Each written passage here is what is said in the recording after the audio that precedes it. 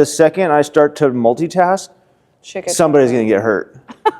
And it's most likely you. Somebody, I think you should. Probably, because it's like a car accident. I can't stop. Especially those guys that are like in the middle of like an intersection in New York and they're like doing those like dances and crap. Have you ever seen that? Like the ones that are dressed up like fake Spider-Man and like... Oh yeah, they were cranking them out they were just back then. rapid fire. Dude, after the Depression, dude, things just got really wild heated. Fast. Yeah. You have stories like you're 65 years old. Yeah, like I've been through Vietnam or whatever. I kind of feel like it sometimes. Yeah. I had to print up MapQuest directions that usually were fucking wrong and would get you full some ads. It's 10 pages and you only need one. Yeah, right. Yeah. I am the king of spacing out, if you haven't noticed. I think I sometimes can space out like a mofo. Faux show. Roll up to AAA. We're like, yeah, we need a map of Oregon. I'm going to Oregon. Yeah. And we got to roll up to Oregon. And then like your kids get to see that they have to unfold this thing that totally blocks the whole back of the fucking car. Not get the directions or know where they're going. Somewhere along the line, there was a nonverbal cue that you took over. Right? They know your dominance. It's just the leader thing. Yeah. It's like that leader vibe. It's the leader vibe. It's the leader vibe. You grabbed your phone first. Right? Like, what are we doing? We're just standing around on the street for 45 minutes or at the restaurant. It's one of the things that drives me nuts about going out with a lot of people. Right. I can't handle it. It's too chaotic. It's just like, what the fuck's going on? Why are we just standing here? And they'll just stand there for another hours sometimes. Like, what is happening? What are we doing? That's probably exactly what I would.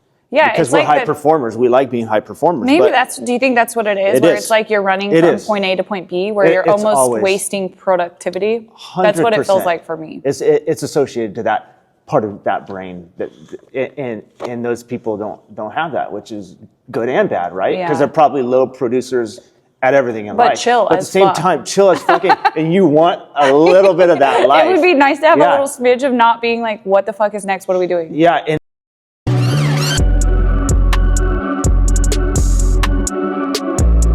I heard that.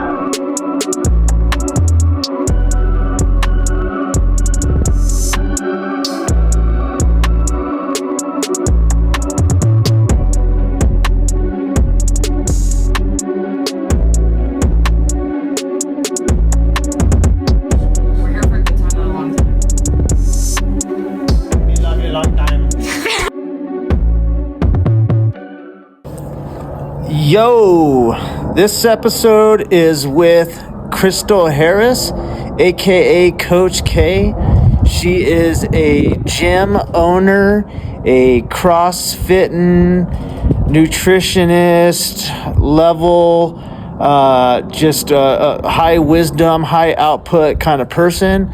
And so we're just, chatting, and we like to talk about a little bit of nutrition, fitness, injuries, stuff like that, and then just a little bit of bullshitting, like I said. So stay tuned and enjoy. There'll be a long version. There's also gonna be a short version of this video. So pick what you want. This is literally coffee with Kay. Yeah, I like it.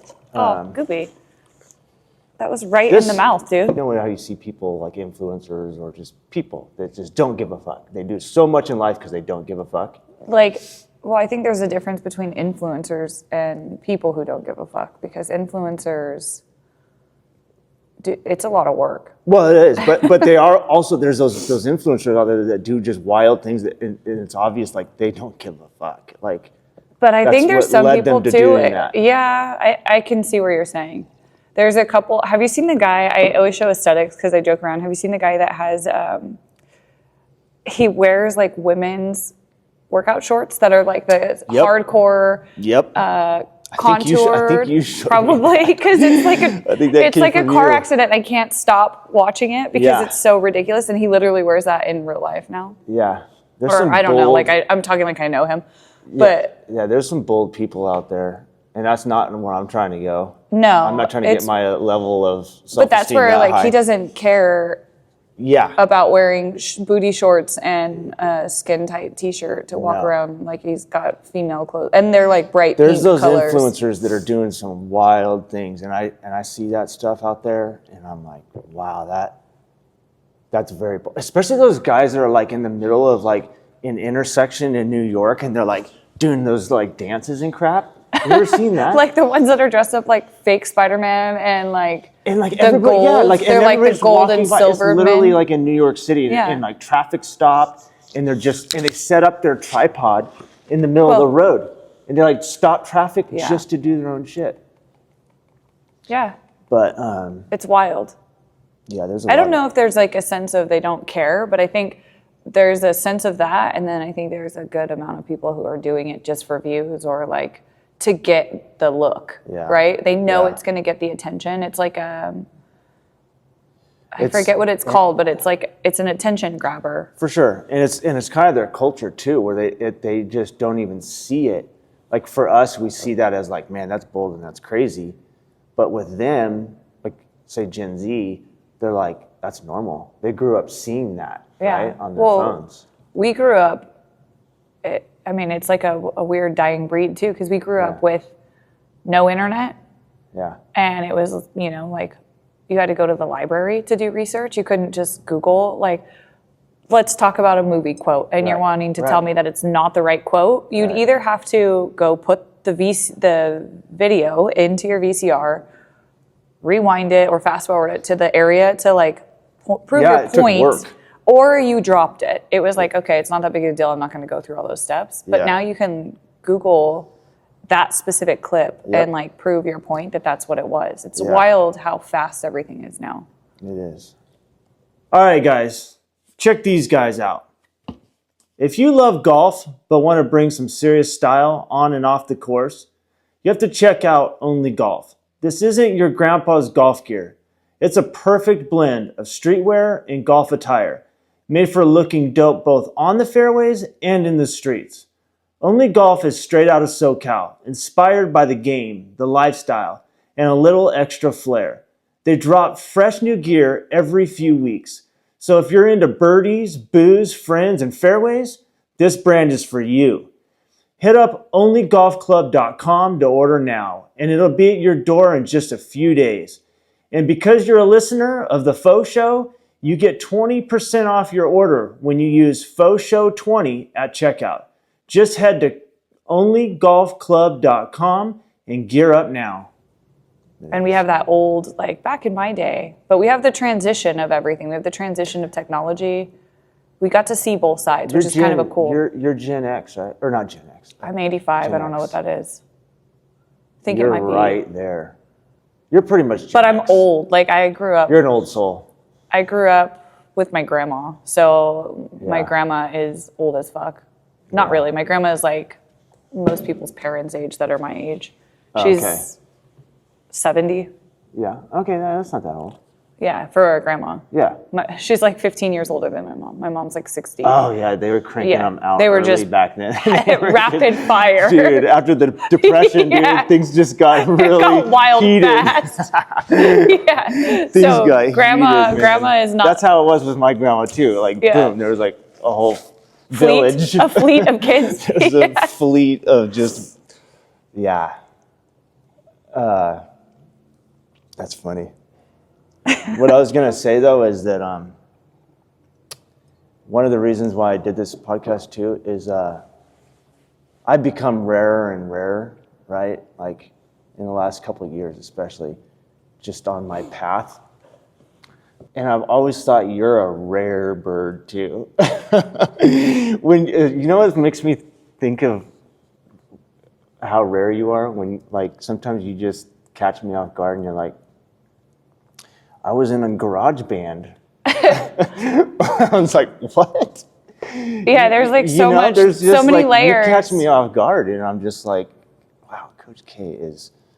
It's weird when I think back to some stuff too that I'm like, fuck, I did that when I was really young. Like I have a hard time. You have you have stories like you're 65 years old. Yeah, like I've been through Vietnam or whatever. I kind of feel like it sometimes. Yeah. But yeah, What else is rare that I don't know about? What's some rare shit? That's what's hard is when you get asked that on the spot. Like, I don't think it's rare that I played in bands. I played in bands. Right, because that was just your life. Yeah, it's just what I knew. I played in bands up until I was like 23. And then I kind of stopped. And I always say it was like a really bad breakup. What did you do? I played bass. What a trip. See, that is just... It was such a wild thing, too, because, you know, talking about the technology, when I was starting out playing music, I was 14.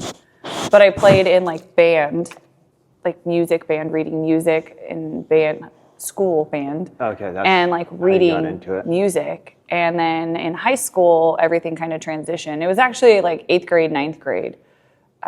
Me and my friend kind of made a band, and it was a girl who she was drummer, I was a bass player, and then we kind of pieced together the other two people in our band.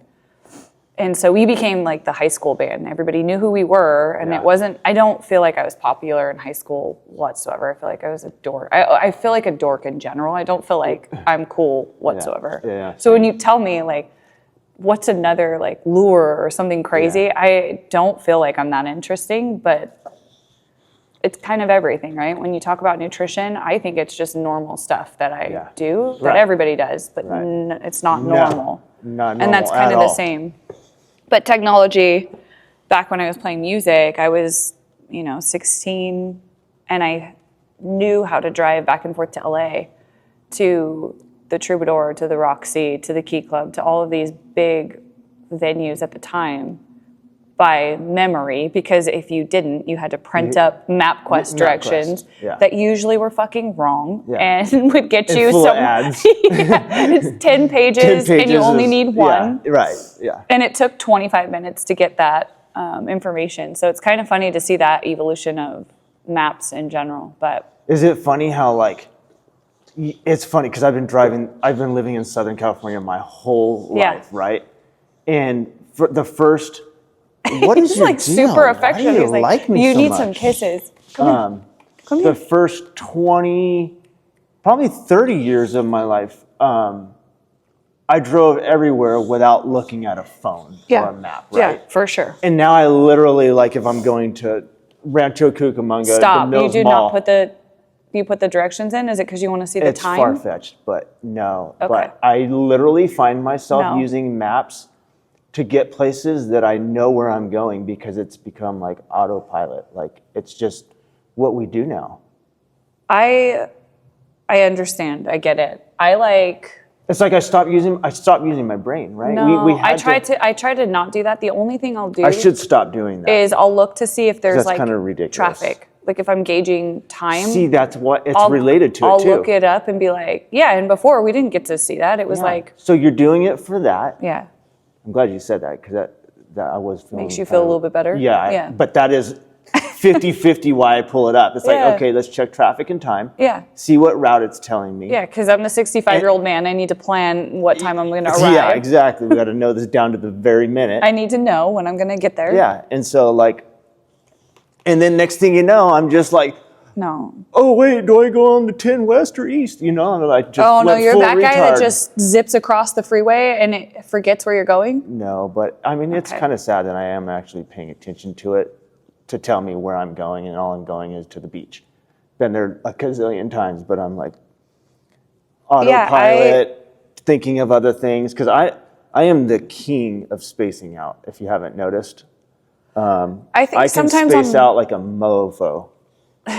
Show. Hey guys, real quick, check us out at DesResEpoxy.com or our social medias, DesRes Epoxy. We've got the best epoxy products and installation processes. Whether it's an airplane hangar, office space, garage, or in your house, we've got you covered. Call us for a free quote. On the drives like that, though, I think it's kind of normal I used to work in Brea, so I worked in Brea back and forth commuting everywhere that I've always worked like 40 minutes minimum from where I live.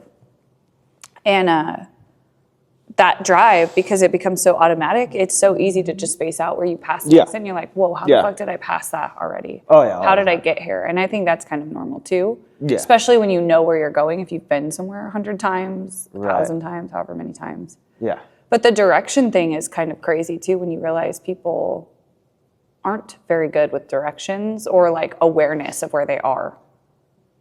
Wouldn't it be cool if like that stuff went away? For like a day or like just in general? I don't know, it depends. But like what if it shut down? What if the World Wide Web shut down for like a day or a year?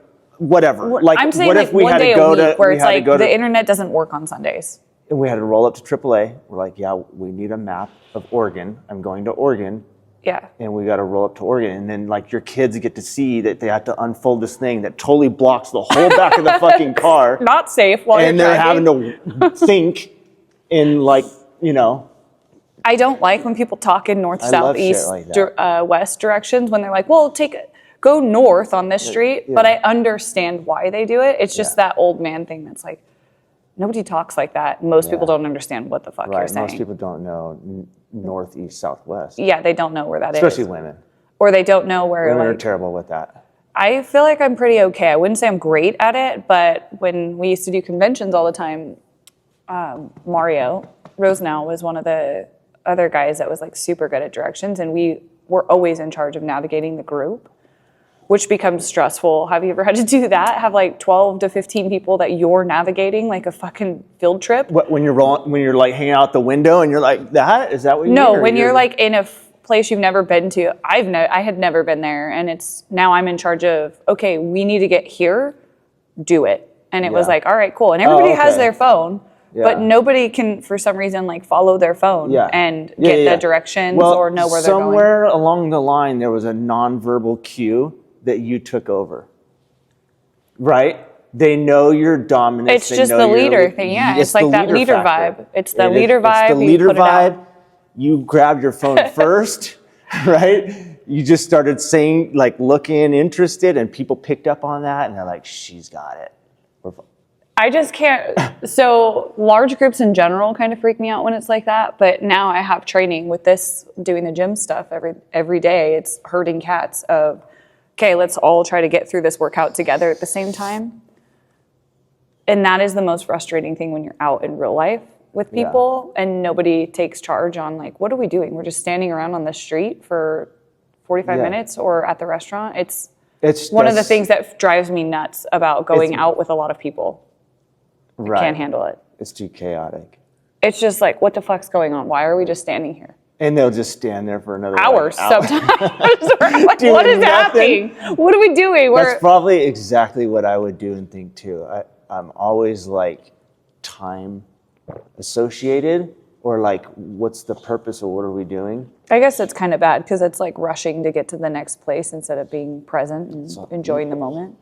True. And I'm trying to get better at that kind of stuff, honestly, because I've always been so like go stick in the mud or whatever you want to call it. But very, very like, oh, I just got to hit my marks, time frame, even in a casual setting like that, like we were talking about, like being with friends or family or whatever, like, and you're just down on a street corner, like nothing's happening. Yeah. Like I tend to be just like that, like a little bit of anxiety, like, what are we going? What are we doing? What's the plan? That's the social anxiety that's real, where you're like, and I'm what is happening? to take a deep breath and digest and just be like, hey, this is no time, right? Because I have friends that, obviously we're talking about it, but we've got friends that don't have a problem with that at all. They don't have that anxiety and that thought process that we have. Yeah. But, and I pick up on that sometimes and I think, man, how nice would that be to have that mentality? I wouldn't want it all the time. Yeah, because we're high performers. We like being high performers. Maybe do you think that's what it is? Where it's like you're running from point A to point B, where you're almost wasting productivity? 100%. That's what it feels like for me. It's associated to that part of that brain, and those people don't have that, which is good and bad, right? Because they're probably low producers at everything in life. But chill at the same time, chill as fucking, and you want a little bit of that life. It would be nice to have a little smidge of not being like, what the fuck is next? What are we doing? Yeah, and I've honestly been trying to dip into that guy. I feel like that's you though. I don't see you as not unproductive. That's like my stoner persona.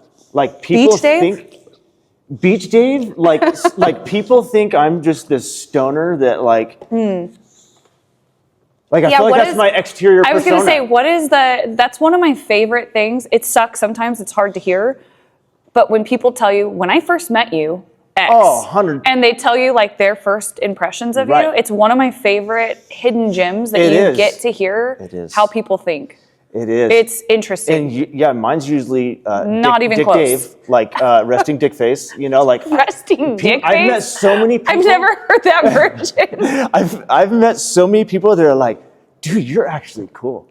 Like I always thought, I thought you were just like a snood or a dick or whatever. But because it takes me a while to get warmed up to people, right? I'm not like I'm an introvert. I think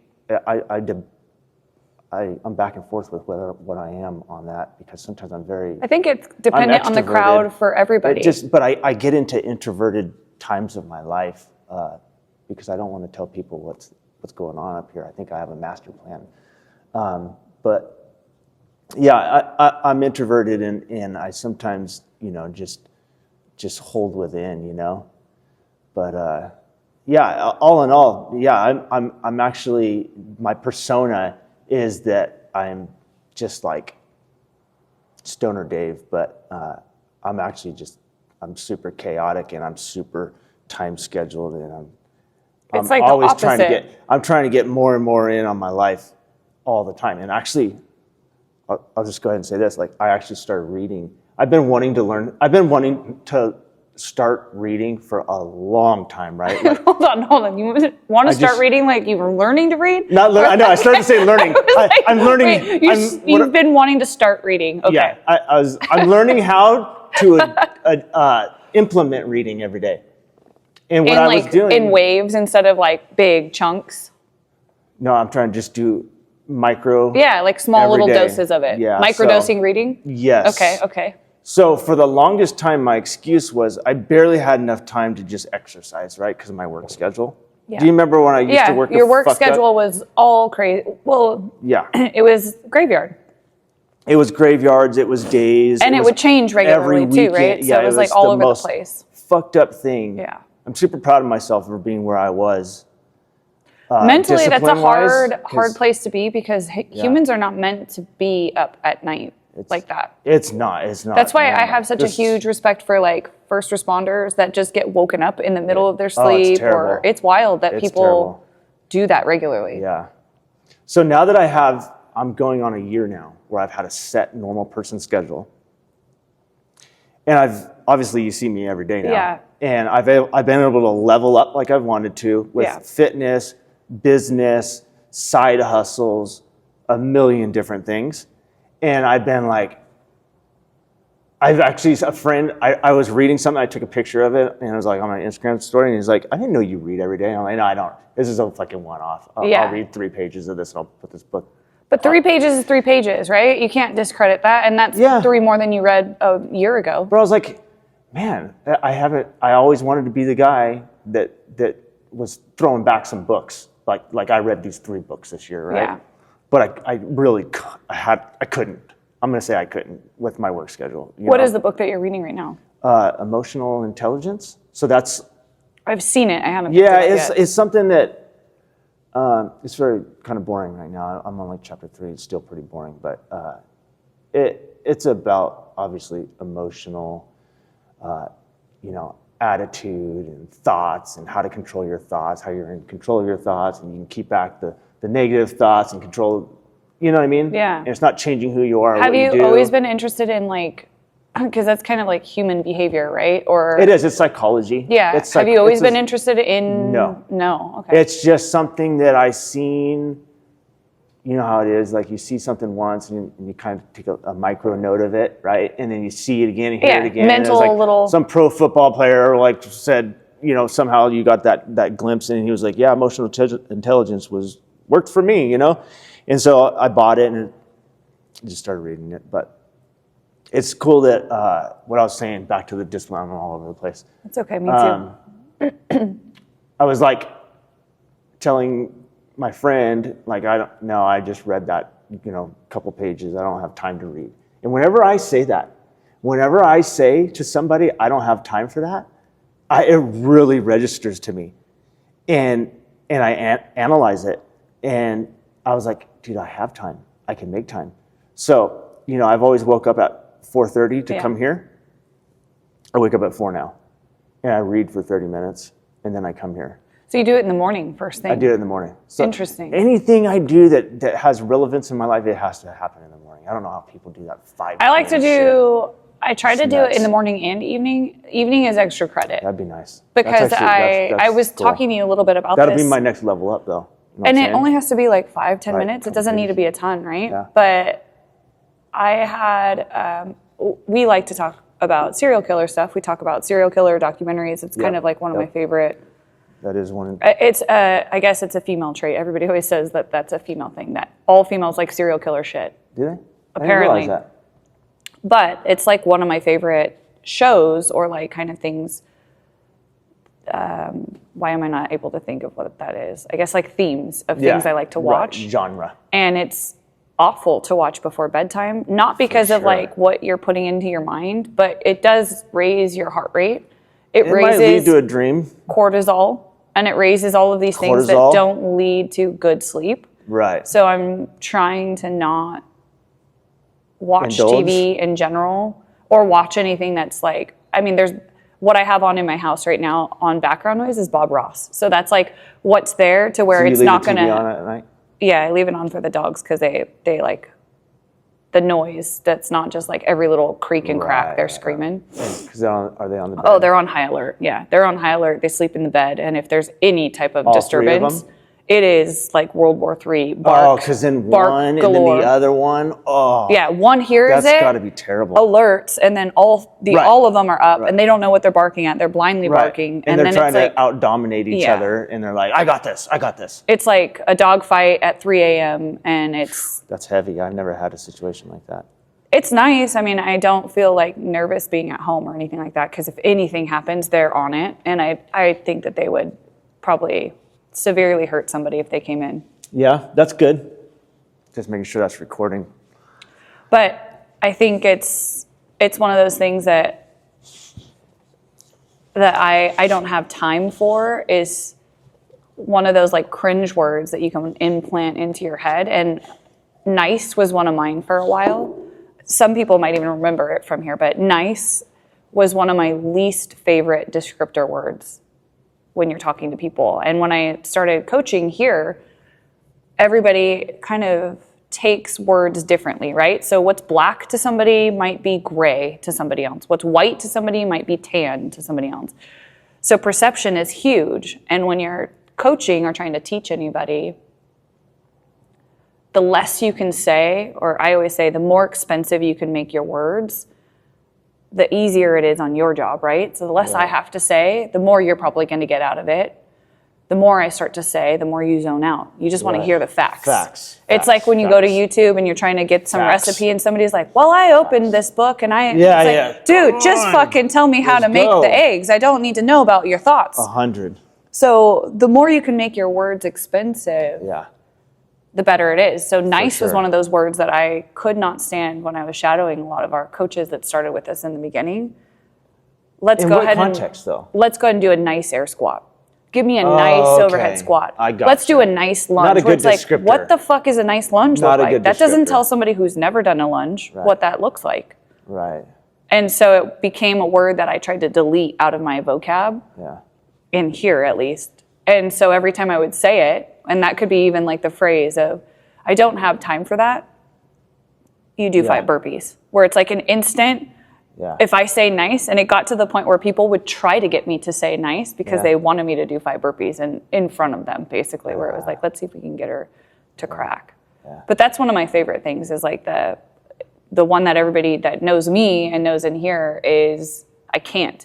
You tell yourself you can't, you're wrong. You're not wrong. You're basically telling yourself you're unwilling to do it. You're absolutely right, And that's you're absolutely right. One of those things, like that is 100%. It's not wrong, but why are you already telling yourself that you can't do that? Why do that? And that's no different than I don't have time. Okay. And it's funny now when people come and go and you see them not have time. And it's just that they choose to not have time. 100%. It's all a choice. Everything that you do is a choice. Dude, I don't say that very often. And when I do, I analyze my life and I go, I just said that I can't. And I better make sure that I really can't if I'm going to say that. So that's why, like I said, I can. And then there's also this other quote that this is so fucking basic, but I wish I would have heard it a long time ago. It's not your 9 to 5 that kills you. It's your 5 to 9. Right? Yeah. So honestly, I read that recently and I'm like, holy shit. Because sometimes I say that too. I go, man, I'm working a day job here, people. Like I don't have all the time in the world, but dude, if you're super efficient, and that's why when I heard that, I was like, because I was actually vetting somebody to do my podcast. I was going to have like literally a fucking film crew come in. Yeah. They were going to do the editing, this and that, because Dave Foe was too fucking overworked already, right? Yeah. But I'm like, no. I'm going to fucking figure out how to edit. Yeah. I'm going to figure out how to do all this shit. I'm going to do it all on my phone. That way I'm super efficient, right? I don't have all this different equipment, cameras, laptop, blah, blah, blah. And I'm going to do my lunch breaks. I have an hour lunch break every day. So today I'm going to edit this, right? And so I'm a freak when it comes to efficiency. It's cool though, because then you learn how to do it and then you can make it especially because you're creative, right? Yep. You've always been creative. Yeah. You get it to And I didn't realize that this is like that. And that's why I've gotten kind of passionate about this. Super like sparked on it? Super into it. Like honestly, I've gotten really into this. I like the editing. Yeah. I like last night how I said I was stressing a little bit because my mind's going like, how are me and Coach K, where are we going to sit? What are we going to do? This little coffee table. Yeah. I love that kind of stuff. For sure. And so this is another, like I told you, there's dozens of reasons that this podcast is cool. And there just ends up, the list of things that the pros just keeps getting bigger and bigger. It's insane. Have you ever read The Alchemist? No, but Ashley just read it, or Jennifer did.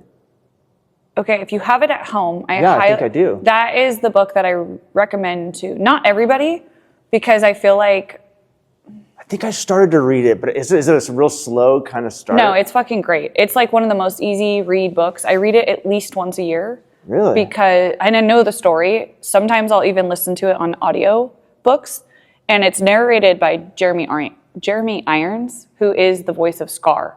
So he has like a really theatrical kind of like fun voice, or like different characters and things like that. I wonder if there's probably an audiobook on it, huh? Yeah, that's who you're talking about. Yeah, so the audiobook is narrated by Jeremy Irons, and I'll listen to it every once in a while because the story, you're gonna probably read it the same way that, I think there's two versions of the way that you can read it, where you're kind of like closed off to it, you don't really see the underlining, but it's relatable to where it's like your story. And you can apply it or like overlap it to your life. And it's so fucking interesting. This is what I remember Jennifer telling me. Because I remember, I think I started reading the boy's name, so it's a story about a boy who is a shepherd, and he has a flock of sheep, and he basically kind of doesn't have an epiphany, but he changes his course of life. And you kind of like follow his life through it, and he's like in search of his treasure. And it kind of goes through his ups and downs of like his journey through it, and it's a really cool, quick, easy read. It's not a difficult read. You can read it in like a day if you really sat down and hammered it out. But it's a cool story, and it's one of those ones that I think everybody should read, because I think you apply it to these chapters, right? Like, especially as you get older, there's things or careers or stuff that you kind of like close or you give up on, and that's a hard thing, right? Like quitting something always feels like you failed or it's a negative. But I was thinking about this last night, because it's like, dude, I don't know what we're going to talk about because I don't feel like I'm interesting. And I start to go through all of these like little chapters of my life that I've kind of completed. And I remember music was the first one that was like super hard for me to give up, where it was like, I get really spiteful. I sold everything, didn't want to look at it, refused to pick up any kind of music instruments afterwards because I like shunned it off. We broke up. I don't want to see you anymore is kind of how it was. And I think that kind of almost prepared me, because I was like what you said, where I didn't feel comfortable in front of people. I wasn't comfortable in general putting myself out there, and music kind of forces you to do that. You have to be like a little bit vulnerable when you're showing your creative stuff, right? And then not only that, you're having to like perform it in front of people. So that was like the first dose of performing. That's probably why you're a good performer. You're a good. I'm a performer. You're a performer. I'm a performer. Performer. You can do the shirt. The performer. Yeah, and it's crazy. So that was step one, right? And then the next one, I started doing hair, and that I invested almost 20 years of my life doing. Loved it. I worked in the salon for the first 3 years of me having this gym. And then it got to the point, I did Sundays. I worked Monday through Saturday, and then I worked Sundays in the salon. And then it got to the point where it was like too much, right? It was like, I need to choose one. They don't go together. They don't help each other. I'm kind of in two different worlds. And it was a really hard thing to give up or quit. I didn't want to be a statistic of, in 20 years, there's one person out of your class that's going to be doing hair. So I wanted to be that 1% that was still performing hair. Gotcha. But that kind of led me into this, where I was comfortable talking to people one-on-one in like that intimate setting, because it is. I mean, I'm sure you've gotten to the barber and gone to that kind of experience or setting, or even Jennifer and Ashley and Aubrey, like going through that. Like their performer for hair kind of becomes like a therapist, but they only see them once a month, right? Once every 2 months. And then here, I'm seeing those people every day, and I know their problems. I'm their therapist now when they're here. That's what it feels like anyways, right? Because I see everybody in such a different environment. I see you guys going through usually the hardest part of your day every day. And it's wild to see that. And I feel like being able to talk to people at that close kind of in-depth range in the salon helped me here. And it also sparked the interest in like actual health. The salon is just like fake health, right? It makes you feel good for a day, 2 days, a week, whatever. But then it kind of fades away and you have to redo it. And this is something that's like, okay, we're working towards it every day to get better. So I've learned that everything kind of overlaps to where you're at. It might not seem like it does. And it's hard in the moment when you like quit something or give up, but it all kind of transpires with it in one way or another. And not having enough time is such a fucking excuse about that, where it's like, but what's the goal? What's your mission statement? Like, what do you stand for? You have to close out chapters. First, you have to turn the page to keep moving. You do, and that's something I touched on recently in one of my podcasts. Was my dirt bike sitting right there in my studio, and like people always ask, they're like, well, what about, when do you have time for that? I'm like, I don't anymore. Like I did that for my whole life. You're saying you need some coffee? What about me? I did that, like my life for literally ever was I work, I get my days off, I go ride my dirt bike, right? Although I love my motorcycle, if I kept doing that my whole life, that was going to be my story, right? And at one point, I literally, up until like my early 30s, thought like I was going to go pro someday or something. You know, I mean, kind of not go pro and make a living doing it, but reach pro level, right? Like that was honestly like in the back of my mind. There's guys my age to this day that still want to hit that level, right? But in search of that, that's all you're doing. And it's like, there's a whole list of things that, there's sometimes when I'm taking my break, you know, it's a Saturday and I'm at the track, and when I'm taking a break and I'm just sitting by the van, I'm like, I know all these things I need, these little things right here, these little nuggets, the flooring business, right? The real estate that I'm hustling, all this stuff is the little things in the back of my head that I had going on for years, right? I'm at the track, I love what I'm doing, but I'm like, man, I gotta start doing other shit, you know? So that's where I'm at now. And I feel like within the next 5 years for sure, I will be super, super satisfied and fulfilled in all these areas. And then I can start riding my dirt bike again, right? Does it make you feel like it's hard to enjoy that when you're riding your like dirt bike or doing something that's not because productive? I know I need to be doing other things that have a bigger goal, right? Like the dirt bike stopped being a thing. It never really was this thing. I wasn't going to go pro, and I wasn't going to make money doing it, right? So it's kind of it's kind of like a hard reality. Like, okay, yeah, this is a lot of fun, and you love it. It's my core. It's what I've done my whole life. But it's like, okay, there's other things that can bring you better, bigger things in life that are like also nagging at you in the back of your brain, and you gotta answer those, because otherwise they sit there forever. And then when you're on your dying bed, right, you might be like, you're gonna tell your family, oh, I had a great life, but then in the back of your head you're like, fuck, I did not do what I should have done. That is my fear, honestly. Okay. Really? Honestly, I want. This is my vision. Is when I check in, right? When I check out. Yeah. And I check checking in on the other side. And I check in. There's gonna be a man at the podium, right? Going, well, he's gonna judge me, and he's gonna ask me what I think about what I did for the 80 years that I was on this planet. And I want to be able to say with my whole heart, I gave it hell, and I want him to know that he gives me an A+ too, right? So everything I do, that's kind of like my subconscious deep thought. I know it's kind of deep. But. No, that's good. It's kind of, well, this kind of goes into, it's hard. It makes it difficult for me to enjoy doing nothing or things that don't feel productive because I feel guilty. Yeah. Because I could always be doing something. There's always something that could be done. Right. But I go with this, am I being a missionary or a mercenary, right?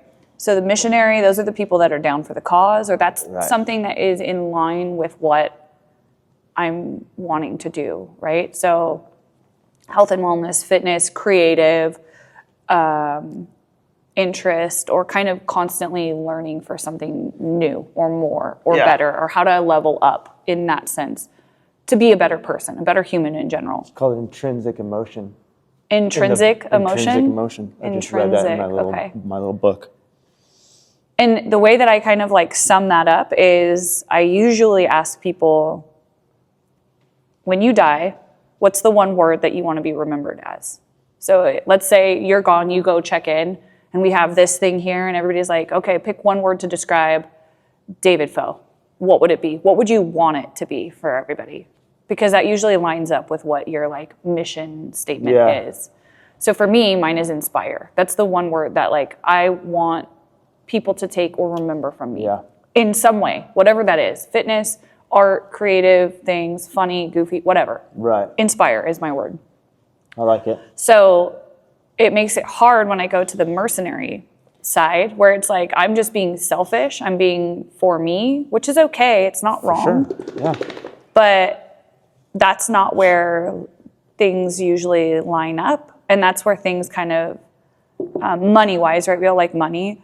Money-wise doesn't just flow easily there. It's kind of like those one-off things. It's not really like a genuine, the universe doesn't really like reward that. Yeah, that's a hard one. It's more of the like things that line up with things that you enjoy or like. Emotional kind of things. And that makes it really hard when you go to the mercenary side. Vacation that doesn't line up with stuff that you like to do, or time spent with stuff that you don't like to do. It makes you feel like you're wasting it, in my eyes anyways. It makes me feel like I'm wasting my time. And I know that's bad. Not being able to enjoy stuff sometimes is really hard. Yes, 100%. It's 100%. Hard. It's hard to turn the mind off and just like sit back and veg out. It's really difficult. It's nice is getting around like it's funny. I have a couple Australian friends, and Australians are actually very similar to Mexicans.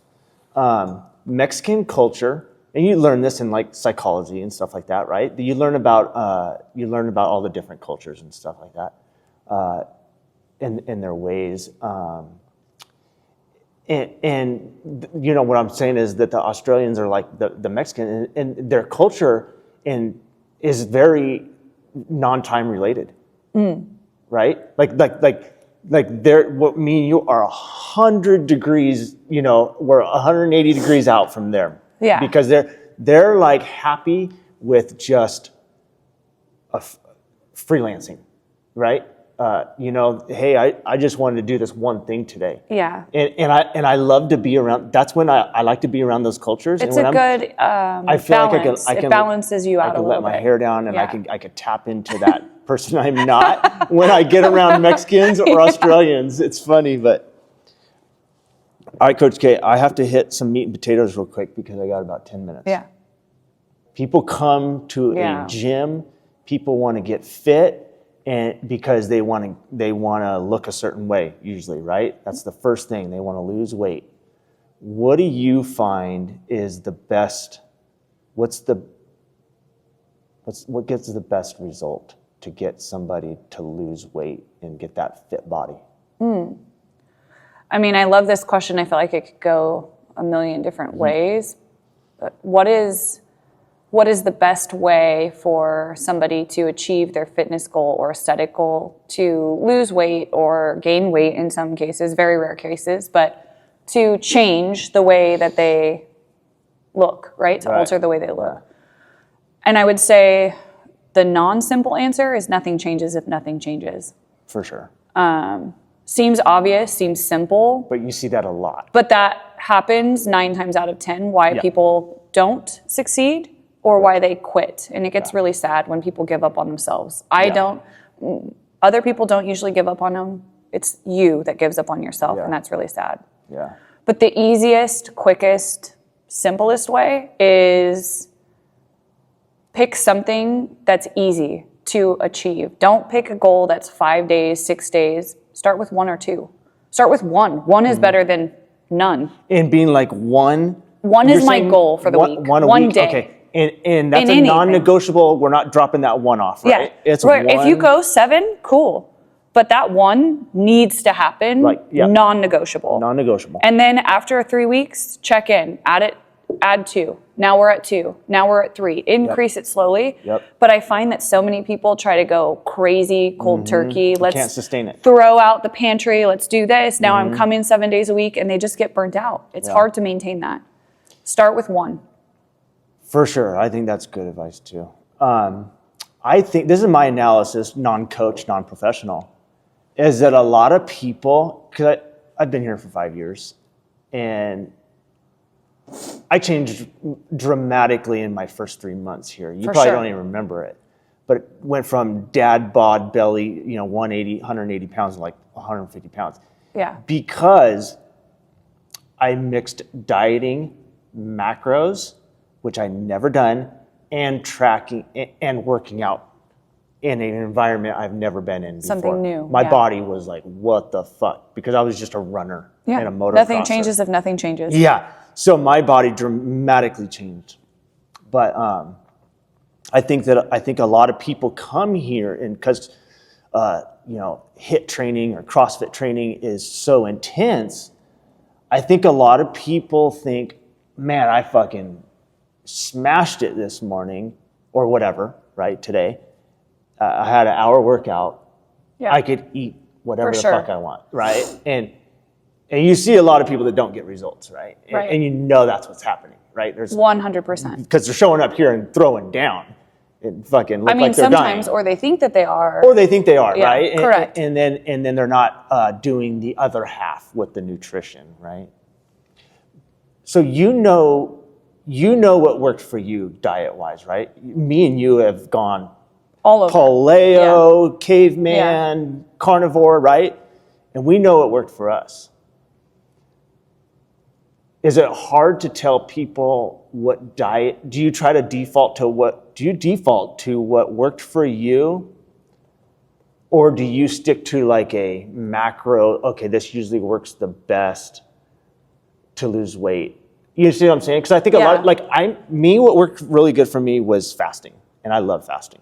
So when people try to tell me, when I give advice, I lead people to fasting. Where you might say, carnivore diet, right? This is a great question. Do you go to what you learned? I'm going to tell you this. You see what I'm saying? Yeah. So I love this question. Nutrition is my biggest. I'm a science nerd. I've always liked science. Nutrition kind of falls under that blanket. For sure. And I've literally tried every single thing that you could try for nutrition, mainly because I feel like once I either put myself through something or can do it, I can teach it way better. And I was not always into nutrition. I was raised on Del Taco and like fast food. I was the most unhealthy person until I found fitness, which was only like 8 to 10 years ago. For me, when somebody comes to me and asks about nutrition, what should they do? I don't typically think that there's a blanket across the spectrum of this works best for everybody. Absolutely not. I do. Yeah, I do agree that there's some things that work better for other people. People's bodies respond differently to everything. The two pieces or the two basic things that I can give to anybody who knows nutrition, knows nothing about nutrition, is no ingredients. So if it's packaged, you should be able to read what that ingredient is if you're having that. And that should be maybe once a day that you're having something. Maybe. And that's like emergency, not all the time. Most of the time, you should be having things that do not have ingredients on it. And if they do have ingredients, you should be able to read it. That's number one across the board, that I think we aren't built to have chemicals and shit that's plastic or weird science. You shouldn't be eating science words. X's in front of every word. You should not be eating science words for food. Number one. Number two is the easiest way to lose weight or make a change without changing your diet style. And when I say diet, that means what you eat in general, not that you're like restricting food, is eat half of what you're going to eat. So whatever you normally would have, you're at grandma's table and she's got her food setting out for you. You make your normal plate and you eat half of it and save the other half of it for later. I think most of us in my generation, your generation, we were raised with that you can't leave the table until all of your food is gone because there's starving kids in Africa. And I think that created a lot of bad habits of having to eat everything off of your plate. Yeah. So eating half of what you normally would eat, whether you're out at a fast food place or dinner with the family, order your hamburger, box up the other half before you even eat the shit. Put it in the box, leave it for later. And that usually leads to people not overeating or consuming too much. That's where I have to say that's why I like fasting, because I don't have that control. I can't do that. So that's you do though, because you're able to not eat during these peak hours. Yeah. So you do have the control. Well, like you said, like eat half your meal and put the other away. Once Daddy starts eating, Daddy starts eating and I'm gonna eat that whole tank is open, it's difficult. That's what I would struggle with is like I try to eat these lean breakfasts, right? Not only is it hard to just eat a portion of what you really want to eat, it also gets the system stimulated.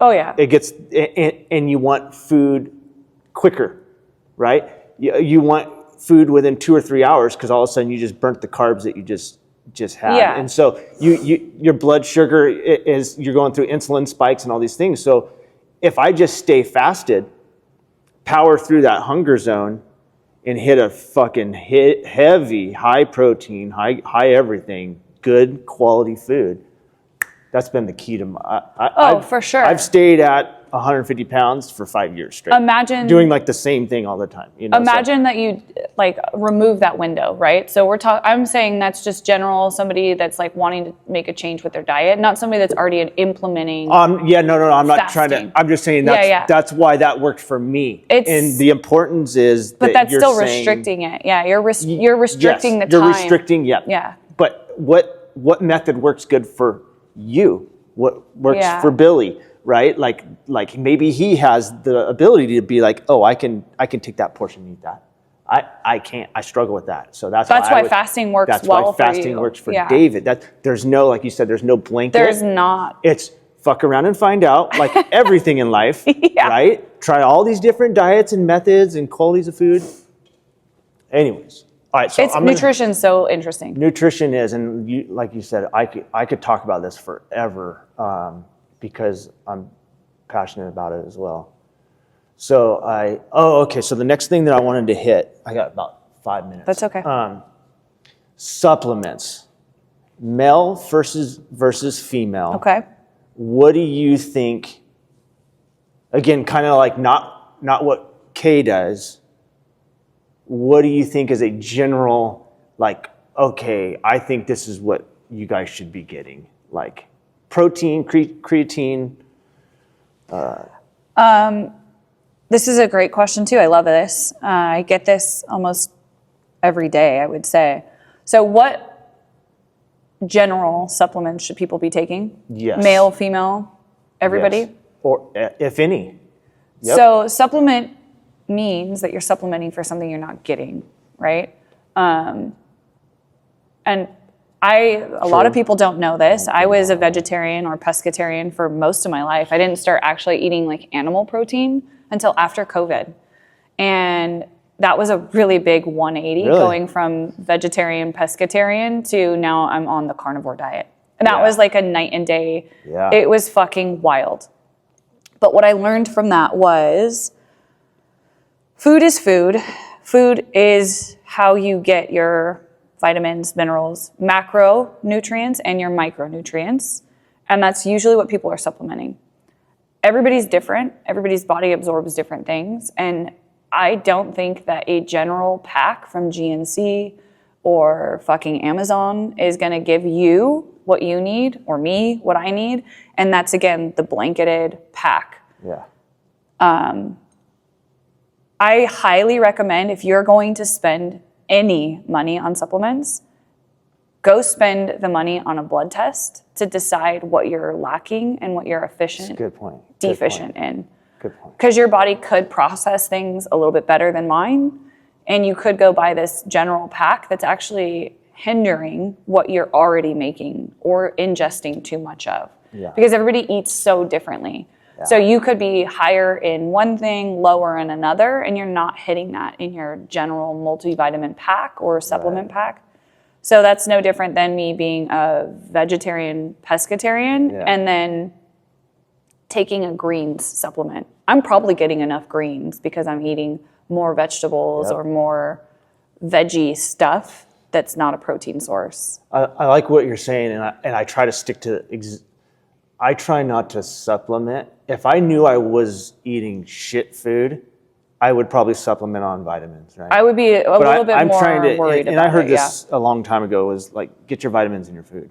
For sure. It's a 2-for-1, right? You're getting food, you're getting protein, 100%. Carbs, and fats, and now you're mixing vitamins in it. This is, and that's why I love carnivore or caveman diets, right? That's back to the basics, right? That's as basic as it gets. It should be something that you could be fucking farming in your backyard and trading with your neighbor. Exactly. Like, that's what you should be eating. That's exactly right. Yeah. And I think the people that are further away from that probably could do better with supplements as far as like their micronutrients. If you're eating boxed food, you probably could be okay with your like basic supplements of like a general pack. But if you're eating boxed food and processed food, your vitamin pack is not going to save you. Right. Like, you need to make a change on your food. Good point. Yeah. And get your vitamins through your food. So like, think about this too. I mean, food for thought. Not every food was meant to be seasonal or available every day. You weren't supposed to go to the store or go to your neighbors and be able to have avocados every day, right? They came in season. The same thing with fruits and veggies and animals. And that's how your food should be. You shouldn't eat the same things. You should make some little variety. You should be throwing your body curveballs constantly. And when I would supplement with vitamins, I would take vitamins on random days. It'd be like Monday, Wednesday, and Friday. I think your body needs intervals. What vitamins did you take? I would take like a GNC pack, multivitamins. Just like a regular random. Yeah, just a men's pack kind of thing. You know, it had some omega-3s, whatever. I think if you're wanting to supplement, though, you should be. And I was just doing it just to. It's because you think that's what is supposed to make you feel better, right? But as time goes on, and I'm actually, because I read this recently too. This is a quote. I hold on to quotes. It's insane. Addition by subtraction. That phrase, addition by subtraction. I've been implementing that in my whole, like, I don't have sugar. Less is more, for sure. Less is more. Like when it comes to food, I don't have sugar in my diet hardly. I'm like down to like 20 grams of sugar. I'm taking supplements out. I'm not even getting the protein shakes that I used to. I'm trying to I'm getting that in my eggs. I'm eating another couple of eggs a day instead of having a protein shake. And I just keep feeling better and better by applying less addition by subtraction. Yes. It's simple. It's not that hard. It's so fucking simple. And we all have that benefit of applying that principle the rest of our lives in gaining, right? Like gaining massively, you know, like addition by subtraction. And when it comes to finances, like stop spending money on stupid shit and you'll have a lot more money, you know, anyways. It's wild how people will complain about everything in the world and everything's in their control. $8 for a bike, right? A bike ride, like to rent a bike. Or I'm just using something random. But then they have no problem spending on a latte. $30 at Starbucks daily, sometimes twice a day. Daily. And that or like the gym membership. Let's use the gym membership. People will complain all the time about the gym membership. Oh yeah, I can't afford that. But you have no problem spending $30 a day on your coffee. Yeah, you just went to Mama Carpino's last night and blasted $130, and on shit that's gonna make you feel not good. Yeah, it's wild where it's like, okay, I can't relate. That I can't relate to because I choose not to. I'm not gonna do that. No, but people struggle. But hey, you know what? Like you said, micro improvements every day. Will get you where you want to be. I'm 46 years old, and I'm finally where I want to be when it comes to a lot of things. When it comes to health, wellness, this and that, you know, like it takes a fucking long time. In my journey for food, I used to take SpaghettiOs and raviolis to work every day. I ate canned shit or Hungry Man frozen TV tray until I was 30 something years old. I did that shit. And then finally I was like, nah, dude, I started to wise up, and it's taken me 10 years to be at an elite level nutrition eater guy. Yeah. Right. And you know, probably it's just a constant ebb and flow, grind, right? All the way up until you're dead. And that should be the trajectory, is improvement until you die. But that's what I think has happened from our generation too, is like they constantly try to improve it by making it more convenient. They try to make it faster. They try to make it quicker. That's the whole simplicity. Less is more, right? Addition by subtraction. I love that, where it's like it's great. Just make it simple. It's not that hard. I'm going to be late for work, but I'm enjoying our conversation. I want to hit on one more thing. It's fine. I got a flat tire. I'll use that one. Nobody's. No, we don't need to lie. Just say it. Yeah. We got caught up. Yeah, I got caught up. We got caught up in conversation, and I'm sorry. We'll make it quick. So we touched on nutrition very briefly, and then supplements. Oh yeah. Injuries. Okay, this is somebody hit me up the other day. Somebody did, you know how people like to mock CrossFitters, right? Which I'm sure you probably did too at some point. Yeah, and so I made a comment back to this on Instagram, and I was like, oh, it was about kipping, right? People, the famous kipping. Yep. And I'm like, bro, you don't even know, dude. It's kipping is just as good and functional and hard as a strict pull-up, right? And he's like, yeah, okay, well, whatever. You know, I still would never go to CrossFit because I hear you guys throwing around weights, and I see these guys with hurt backs and this and that. One, the fact that you said that, the fact that you internalized that tells me that, one, you don't ever want to, you were receptive to that for a reason. Right. It doesn't appeal to you, right? It doesn't appeal to you probably because you know it's hard work, right? And then the people that tell you that, they weren't receptive to it, so it's just downflowing, right, into the cups that will accept it from the cup that had it, right? Because CrossFit or functional fitness or HIIT training is, you're gonna fucking sweat. So I told this guy, he's like, well, you guys are all sore. I'm like, yeah, we're sore because we put in work. Yeah. And there's a fucking puddle on the ground, right? We're not just talking at 110 heart rate and getting a pump, which that's fine and great. I'm not knocking that, because we do that too, right? What is the balance? I feel like one thing that I've learned being here a long time, and when everybody comes into say a CrossFit gym, I think they tend to go ham. They don't know how to regulate themselves, right? Yeah. And managing yourself, whether you're just whether you're in the gym, right, and you're going for that PR, right, or you're in a CrossFit gym and you want to have the fastest time. You need to learn how to manage yourself, right? Yeah. That's ego, though. And where I'm going with this is like injuries. Back to that conversation where you're like, yeah, people are sore that CrossFit, people are all fucked up in their joints. That could happen anywhere, any athletic discipline. And when I relate everything to riding a dirt bike, when I'm in the red on my dirt bike, I start to get a signal to back it down. Yeah. To back it down because I'm going to end up in the hospital. Happen. Yeah. And it's the same thing in here. Yep. It's the same thing in any discipline. You start getting in the red, you need to start managing. So, I mean, would you agree that that's pretty much like when people get injured in CrossFit or the image that it has of being sore, it's just probably, one, it's hard, two, probably mismanagement of their efforts and able to... I think there's a lot that goes with it where it could... I know that was a long version. No, that's okay. Question. So injuries that happen, and I mean, I see it. My opinions have changed on it since I've been more exposed to different types of athletes in general. But usually injuries can happen to anybody. And I've seen the fittest people get injured, and I've seen the most deconditioned people get injured. And normally...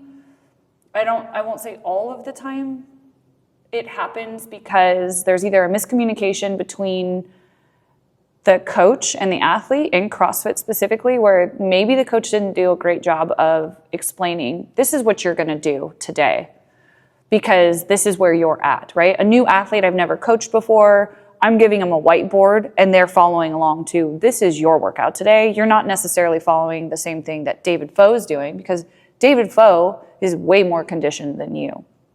When people start to get injured, they start trying to catch up to you. Keep it going. Or their ego, right, is taking over, where they're trying to keep up with the class, which it's good and bad. That's why CrossFit in general usually has really good results because you're pushing yourself harder than you would at home. Yep. But I also have seen people who listen, have no problems scaling down, in their opinion, right? Kind of tailoring it down. Not every day should feel like an Indy 500 in your workout. Right. But I see people that can go do jiu-jitsu for the first week and they're breaking their feet and their toes and their ankles. And you can do it anywhere. It's not just CrossFit, but it gets a bad name because so-and-so's nephew goes and does something and now they're out for 2 months of work because they twisted their ankle running. Yeah. But you can walk down the street and... anything can happen, but the one thing I will say is if you're not challenging yourself, you're not living. So what are you doing? You're just kind of not dying. And I'd rather push myself, but that's where that ego has to kind of turn down a little bit to know your limit, know where that line is for you. And when you're coaching and you say this a lot, you guys, yesterday was a hard workout, whatever, maybe make today easy, depends on what your exertion level was yesterday, but make today yours. And when you say that, workout. I hear that. I think, okay, yesterday I was a bitch, I'm gonna go hard today. Or I was a fucking monster yesterday, and I'm gonna go easy today. And we're all doing the same workout. Yeah. But he's going hard, we're all maybe he's just moving to recover, yep, maybe he's coming back brand new. Yeah, and that's where it's like being okay, not seeming like the biggest, baddest dude on the playground. Exactly. Yeah. And that's ego. That's where 100%. Like having to check your ego is the biggest thing to not get injured in any aspect of your life. Yeah, and I didn't get injured in my first couple of months or ever, but I definitely did go ham and probably was putting myself out there for an injury when I first started here, and I was working out with Colette. And I was hard. I've never worked out with a girl that was whooping my ass every day. That's where CrossFit does get challenging. And it was like, I am not going to be okay with this. I need to beat her as soon as possible. Plus, I can't let this happen. Jordan was egging me on too. But those were good times. It's fun, but that's where things can get dangerous for sure. And that's where, like, I would say CrossFit specifically, because there are so many female athletes in CrossFit, that it becomes very hard for people to have that in their mind that I can't let this girl beat me or lift more weights. Because you're going to come across that. And it happens more in CrossFit, I think, than in like other places. Sure, so I think that's where it can kind of get that high volume. Yeah, because a typical gym, you don't know that person. Maybe they are lifting more than you, but you don't even know it. They're on the other side of the gym. Yeah, they're doing something different. Everybody's in their own world. But when you get in this setting and you see how much she has on her bar, you're like, oh, fuck, I better add more. And you're not thinking about your condition. You get pulled out easily from that. And that's where I would say CrossFit probably has that percentage of happening a lot more than any other sport because it is female dominant more than male. And that becomes quick. But that's, again, that goes under ego. Check your ego, know your limit, but be comfortable pushing past uncomfortable, right? You shouldn't be comfortable always, but it's that fine line, like riding your fine line of where's your throttle of, okay, I can kind of tail it back. I can feel that something's going to happen. You usually know when some shit's going to go down right before it's going to go down. You usually know. There are signs. There's signs. There are signs there, for sure. There's that little brain saying something on that body. For sure. Okay, Coach K. Thank you. That was fun. That was fun. Cool.